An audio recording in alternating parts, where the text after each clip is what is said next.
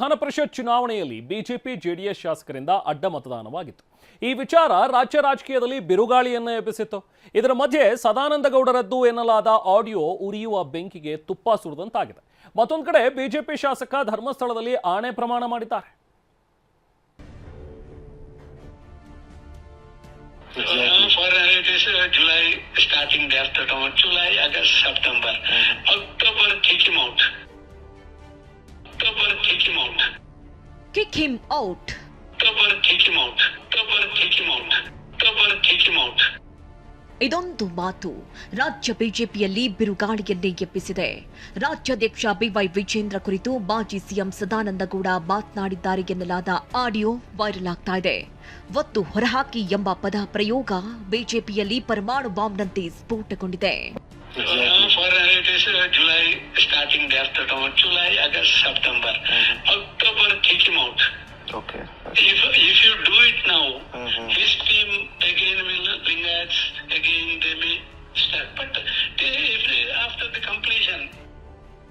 2 ನಿಮಿಷಗಳ ಆಡಿಯೋದಲ್ಲಿ ರಾಜ್ಯಾಧ್ಯಕ್ಷರ ಅವಧಿ ಬದಲಾವಣೆ ಪ್ರಕ್ರಿಯೆ ಬಗ್ಗೆ ಅನಾವಧಿಯ ವ್ಯಕ್ತಿ ಜೊತೆ ಸದಾನಂದ ಗೌಡ ಮಾತನಾಡಿದ್ದಾರೆ ಎನ್ನಲಾಗಿದೆ.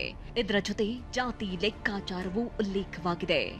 Now he is completing his president's term 3 years by November. Okay. Sir, for another 2 months, why we should create one more confusion? If you create the confusion again, the team of Vijayendra will slowly, smoothly, another 2 months we should push on this and we should send him out. Okay. Then his term is also over. Nobody can complain against the removal of the president. Okay. And even here also there may not be any confusion inside the party. Okay. I think with the planned way. Exactly. It is July starting after July, August, September. October, kick him out. Okay. Okay.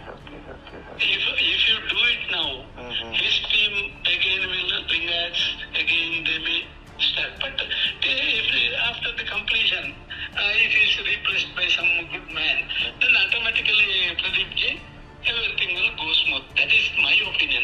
I don't say that this should be done.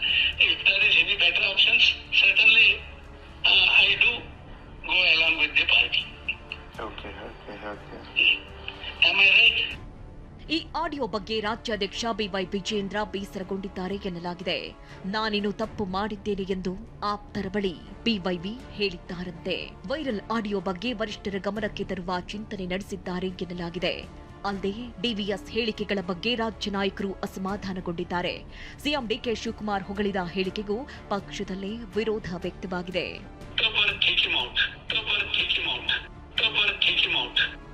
ಇನ್ನು ಸದಾನಂದ ಗೌಡ ನಿನ್ನೆಯೇ ದೆಹಲಿಗೆ ಹೋಗ್ತಾರೆ. ಅಡ್ಡ ಮತದಾನ ಹಾಗೂ ವಿಜೇಂದ್ರ ಹಿರಿಯರ ಸಲಹೆ ಕಡೆಗಣನೆ ಬಗ್ಗೆ ರಾಷ್ಟ್ರೀಯ ಅಧ್ಯಕ್ಷರಿಗೆ ಈ ಬಗ್ಗೆ ದೂರು ಕೊಡಲು ಹೋಗ್ತಾರೆ ಎನ್ನಲಾಗಿತ್ತು. ಆದರೆ ಆಡಿಯೋ ವೈರಲ್ ಹಿನ್ನೆಲೆಯಲ್ಲಿ ಸದಾನಂದ ಗೌಡರು ದೆಹಲಿ ಪ್ರವಾಸ ಮೊಟಕುಗೊಳಿಸಿದ್ದಾರೆ.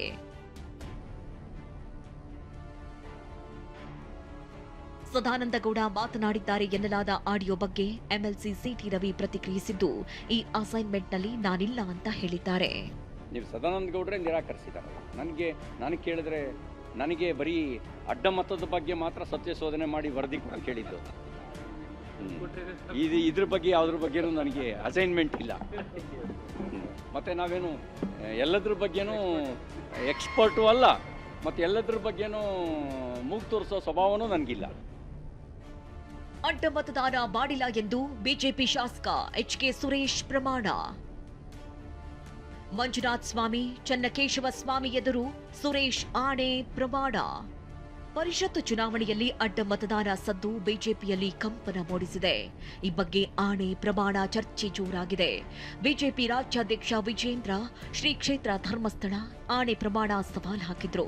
ಅಲ್ಲದೆ ಶಾಸಕಾಂಗ ಸಭೆಗೂ ಮುಂದಾಗಿದ್ರು. ಆದ್ರೆ ಕೊನೆ ಕ್ಷಣದಲ್ಲಿ ರದ್ದಾಯಿತು. ಆದ್ರೆ ಮೊನ್ನೆ ತಾವೇ ಧರ್ಮಸ್ಥಳಕ್ಕೆ ತೆರಳಿ ಪೂಜೆ ಮಾಡಿದ್ರು. ಆದ್ರೆ ಇವತ್ತು ಹಾಸನ ಜಿಲ್ಲೆಯ ಬೇಲೂರು ಕ್ಷೇತ್ರದ ಬಿಜೆಪಿ ಶಾಸಕ ಎಚ್ಕೆ ಸುರೇಶ್ ಶ್ರೀ ಕ್ಷೇತ್ರದಲ್ಲಿ ನಿಂತು ಅಡ್ಡ ಮತದಾನ ಮಾಡಿಲ್ಲ ಅಂತ ಆಣೆ ಪ್ರಮಾಣ ಮಾಡಿದ್ದಾರೆ. ದೇವರ ಮುಂದೆ ಮುಷ್ಟಿ ಕಾಣಿಕೆ ಹಾಕಿ ಪ್ರಮಾಣ ಮಾಡಿದ್ದಾರೆ.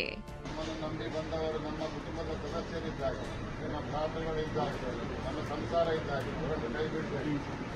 ಸ್ವಾಮಿ ಯಾವತ್ತೂ ನಿಮ್ಮನ್ನು ಕಾಪಾಡ್ತಾರೆ. ದೇವಸ್ಥಾನ ತೆರಳುವ ಮೊದಲು ಶಾಸಕ ಎಚ್.ಕೆ. ಸುರೇಶ್ ಸ್ನಾನಘಟ್ಟಕ್ಕೆ ತೆರಳಿ ನೇತ್ರಾವತಿ ನದಿ ನೀರನ್ನ ಪ್ರೋಕ್ಷಣೆ ಮಾಡಿಕೊಂಡ್ರು. ಬಳಿಕ ಅಣ್ಣಪ್ಪ ಸ್ವಾಮಿ ದರ್ಶನ ಪಡೆದ್ರು. ಧರ್ಮಸ್ಥಳ ಧರ್ಮಾಧಿಕಾರಿ ವೀರೇಂದ್ರ ಹೆಗ್ಡೆ ಅವರನ್ನ ಭೇಟಿಯಾಗಿ ಆಶೀರ್ವಾದ ಪಡೆದ್ರು.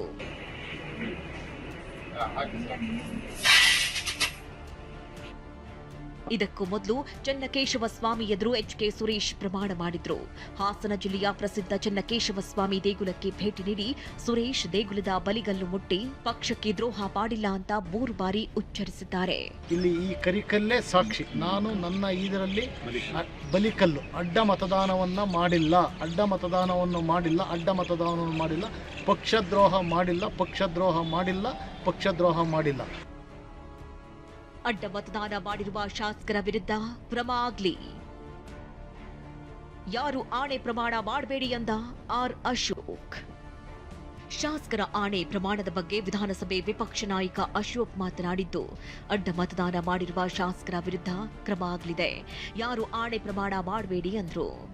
ಮಾಡಿದವರು ಯಾರು ಅಂತ ಆಲ್ರೆಡಿ ಡೆಲ್ಲಿಯಲ್ಲಿ ಪಟ್ಟಿ ಅವ್ರ ಹತ್ರ ಇದೆ. ಅದರಿಂದ ನಾನು ಎಲ್ಲ ನಮ್ಮ ಶಾಸಕರಿಗೆ ವಿನಂತಿ ಮಾಡ್ತೀನಿ, ಯಾರು ಆ ಥರ ಆಣೆ ಪ್ರಮಾಣ ಮಾಡೋಕ್ಕೆ ಹೋಗಬೇಡಿ, ಒಳ್ಳೆಯದಲ್ಲ. ಪಟ್ಟಿಯಲ್ಲಿ ರೆಡಿ ಇದೆ, ಬಿಡಲ್ಲ. ಅವ್ರನ್ನ ಯಾವನೋ ಪಕ್ಷಕ್ಕೆ ಬೆನ್ನಿಗೆ ಚೂರಿ ಹಾಕಿದ ಅವನ ರಾಜಕೀಯದ ಜೀವನ ಅಂತ್ಯ ಆಗಬೇಕು. ಅದಕ್ಕೇನು ಬೇಕೋ ಪ್ಲಾನನ್ನು ಮಾಡ್ತಾ ಇದ್ದೀವಿ. ಮಧ್ಯಂತರ ವರದಿಯಲ್ಲಿ ನಾವು ಯಾವ ಹೆಸರನ್ನು ಕೊಟ್ಟಿಲ್ಲ ಎಂದು ಅಡ್ಡ ಮತದಾನ ಸತ್ಯಶೋಧನಾ ಸಮಿತಿ ಸದಸ್ಯ ಸಿಟಿ ರವಿ ಹೇಳಿದ್ರೆ, ಯಾರನ್ನೂ ಸುಮ್ಮನೆ ಬಿಡುವ ಪ್ರಶ್ನೆಗೆ ಇಲ್ಲ ಅಂತ ತುಮಕೂರು ಗ್ರಾಮಾಂತರ ಬಿಜೆಪಿ ಶಾಸಕ ಸುರೇಶ್ ಗೌಡ ಹೇಳಿದ್ದಾರೆ. ನಾವು ಯಾರ ಹೆಸರನ್ನು ಉಲ್ಲೇಖ ಅದರಲ್ಲಿ ಮಾಡಿಲ್ಲ.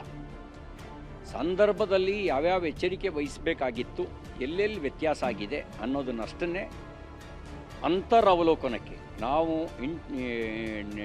ಇಂಟ್ರಾಸ್ಪೆಕ್ಟ್ ಮಾಡ್ಕೊಳ್ಳೋದಕ್ಕೆ ಒಳಗಡೆ ನಾವು ಮಾಹಿತಿಯನ್ನು, ಕೆಲವು ಸಲಹೆಗಳನ್ನು ಕೊಟ್ಟಿದ್ದೇವೆ. ಯಾರು ಓಟ್ ಕ್ರಾಸ್ ಮಾಡಿದ್ರೆ ಅಂತ ಪಾರ್ಟಿಗೆ ಗೊತ್ತಿದೆ. ಪಾರ್ಟಿ ಕರೆಕ್ಟ್ ಟೈಮಲ್ಲಿ ಅವನ್ನ ಕಿಕ್ಔಟ್ ಮಾಡುತ್ತೆ. ಪಾರ್ಟಿ ಯಾರನ್ನೂ ಇಲ್ಲಿ ಬಿಡಲ್ಲ. ಪಕ್ಷದ್ರೋಹಿಗಳನ್ನ, ತಾಯಿಗೆ ವಿಶ್ವಾಸ ದ್ರೋಹ ಮಾಡೋದಂತವನ್ನ, ಟಿಕೆಟ್ ಪಾರ್ಟಿಯಿಂದ ತಗೊಂಡು ಪಾರ್ಟಿಗೆ ಚೂರಿ ಹಾಕೋವನ್ನ ಎಲ್ಲಿದ್ರೂ ಬಿಡಲ್ಲ ಭಾರತೀಯ ಜನತಾ ಪಕ್ಷ. ರಾಜ್ಯ ಬಿಜೆಪಿಯಲ್ಲಿ ಎತ್ತಿರುವ ಆಡಿಯೋ ಬಾಂಬ್ ಹಾಗೂ ಅಡ್ಡ ಮತದಾನದ ಆಣೆ ಪ್ರಮಾಣ ಮತ್ಯಾವ ಹಂತ ತಲುಪುತ್ತೆ ಅನ್ನೋದನ್ನ ಕಾದು ನೋಡಬೇಕಿದೆ. Bureau report, TV9. ಇನ್ನು ಸದಾನಂದ ಗೌಡರದ್ದು ಅಂತ ಹೇಳಲಾಗ್ತಾ ಇರುವಂತಹ ಆಡಿಯೋ ಬಗ್ಗೆ ವಿಪಕ್ಷ ನಾಯಕ ಆರ್ ಅಶೋಕ್ ಪ್ರತಿಕ್ರಿಯೆ ನೀಡಿದ್ದಾರೆ. ಈ ಬಗ್ಗೆ ಮಾತನಾಡಿದಂಥ ಅಶೋಕ್, ಆಡಿಯೋ ನನ್ನದಲ್ಲ ಅಂತ ಸದಾನಂದ ಗೌಡರು ಈಗಾಗಲೇ ಹೇಳಿದ್ದಾರೆ. ಯಾರೋ ಹೇಳಿದ ಮಾತ್ರಕ್ಕೆ ಯಾವುದೂ ಕೂಡ ಬದಲಾಗಲ್ಲ ಅಂತ ಹೇಳಿದ್ರು. ಇನ್ನು ಈ ಬಗ್ಗೆ ಮಾತನಾಡಿದಂಥ ಶಾಸಕ ಅಶ್ವತ್ಥ ನಾರಾಯಣ್, ಗೊಂದಲ ಮೂಡಿಸೋದಕ್ಕೆ ಕಾಂಗ್ರೆಸ್ನವರೇ ಮಾಡಿರಬಹುದು ಅಂತ ಹೊಸ ಟ್ವಿಸ್ಟ್ ಕೊಟ್ಟಿದ್ದಾರೆ. ಈಗಾಗಲೇ ಸದಾನಂದ ಗೌಡರು ಹೇಳಿದ್ದಾರೆ, ಅದು ಆಡಿಯೋ ನಂದೇ ಅಲ್ಲ ಅಂತ ಹೇಳಿದ್ದಾರೆ. ಮತ್ತು ಯಾರೋ ಹೇಳೋದ್ರಿಂದ ಏನು ನಮ್ಮ ರಾಷ್ಟ್ರೀಯ ನಾಯಕತ್ವ ತೀರ್ಮಾನ ಏನು ಆಗಲ್ಲ. ಅದು ನಮ್ಮದು ಆಲ್ ಇಂಡಿಯಾ ಪಾರ್ಟಿ ಇರೋದ್ರಿಂದ ತೀರ್ಮಾನ ಅಲ್ಲಿ ಆಲ್ ಇಂಡಿಯಾದಲ್ಲೇ ಆಗುತ್ತೆ. ಮತ್ತು ಯಾರೋ ಹೇಳಿದ್ರು, ಯಾರೋ ಸಲಹೆ ಮಾಡಿದ್ರು ಅಂತ ಏನು ನಡೆಯಲ್ಲ. ಇದೊಂದು ಸಾಮೂಹಿಕ ನೇತೃತ್ವ ಇರತಕ್ಕಂಥ ಕರ್ನಾಟಕದಲ್ಲಿ ಪಾರ್ಟಿ ನಮ್ಮದು. ಅದರಿಂದ ಯಾರು ಹೇಳಿದ ತಕ್ಷಣ ಅಧ್ಯಕ್ಷರನ್ನು ತೆಗಿಯಲ್ಲ, ಯಾರು ಮಾಡುವಂತ ತಕ್ಷಣ ಅಧ್ಯಕ್ಷರನ್ನೇನು ಮಾಡಲ್ಲ. ಅದು ಕೇಂದ್ರದ ನಾಯಕತ್ವಕ್ಕೆ ಬಿಟ್ಟಂಥ ವಿಚಾರ. ಈಗಾಗಲೇ ಸದಾನಂದ ಗೌಡರು ಅದನ್ನು ನಿರಾಕರಿಸಿದ್ರಿಂದ ಅದನ್ನು ಇಲ್ಲಿಗೆ ಮುಕ್ತಾಯ ಮಾಡಿದ್ದೀನಿ. ಇವಾಗ ಸದಾನಂದ ಗೌಡ್ರೆ ಇಲ್ಲ ಅಂತ ಹೇಳಿದಾರಲ್ಲ, ಮುಗಿದೋಯ್ತಲ್ಲ. ಆ ಅಧ್ಯಕ್ಷರದ ಆಡಿಯೋ ಏನಿದೆ ಅದು ಮುಗಿದ ಅಧ್ಯಾಯ. ನಂದು ಅಲ್ವೇ ಅಲ್ಲ ಅಂತ ಹೇಳಿದ್ಮೇಲೆ ಇದ್ರ ಬಗ್ಗೆ ಚರ್ಚೆ ಇರುತ್ತೆ. ಅವ್ರು ನಂದಲ್ಲ, ಅವ್ರು ಯಾರು ರೆಕಾರ್ಡ್ ಮಾಡಿದಾನೋ ಅವನ್ನೇ ಕೇಳಿ. ಯಾರು ರೆಕಾರ್ಡ್ ಮಾಡಿದ್ನಲ್ಲ ಅವ್ನು ಹಿಡ್ಕೊಂಬನ್ನಿ, ರೆಕಾರ್ಡ್ ಮಾಡೋದಂಥವನ್ನ.